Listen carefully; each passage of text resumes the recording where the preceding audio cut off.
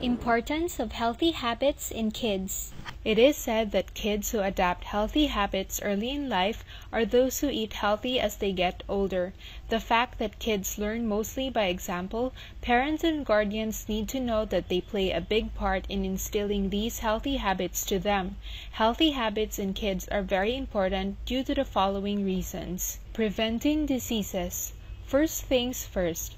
Having healthy habits keeps us away from developing different kinds of diseases because once you adopt healthy habits, everything follows from eating the right kind of foods, being hygienic, and so on. Lowering the risk of obesity.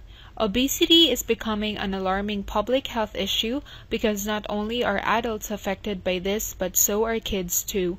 One healthy habit that can help fight off this common health issue is by engaging in regular exercise. With this, parents should also teach their kids about handling large portions of food, sugary drinks, and too much junk food. Active lifestyle. Although kids are already active and up and about most of the time, parents and guardians should still encourage their kids to get into a healthy, active lifestyle.